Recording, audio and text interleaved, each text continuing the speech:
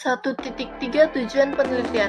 Penelitian pada studi empiris di PTS Kabupaten Jombang bertujuan untuk mengetahui pengaruh langsung dari partisipasi anggaran terhadap senjangan anggaran, pengaruh interaksi antara internal kontrol dan partisipasi anggaran pada senjangan anggaran.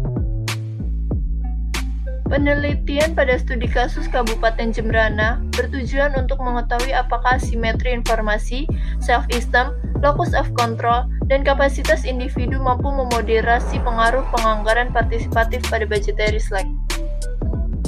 1.4 Manfaat penelitian. 1. Untuk mengetahui pengaruh anggaran partisipatif terhadap budgetary slack. 2. Untuk mengetahui asimetri informasi, self-esteem, locus of control, dan kapasitas individu mampu memoderasi pengaruh penganggaran partisipatif pada budgetary slack. Bab 2 Tinjauan Pustaka. 2.1 Hasil penelitian terdahulu. Hasil penelitian terdahulu pada sebuah PTS di Kabupaten Jombang menguji pada karakteristik responden dengan berbagai usia kerja dan status pendidikan.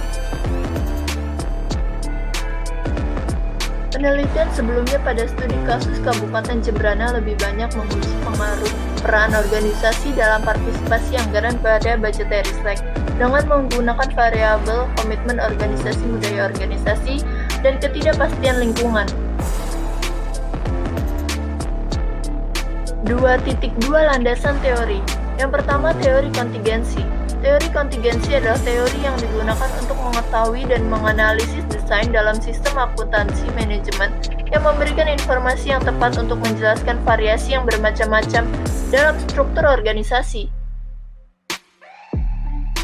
2. Teori agensi. Teori agensi menjelaskan suatu fenomena yang terjadi apabila atasan mendelegasikan wewenangnya kepada bawahannya untuk melakukan suatu tugas atau otoritas untuk membuat keputusan, menurut Anthony dan Govindarajan 1992.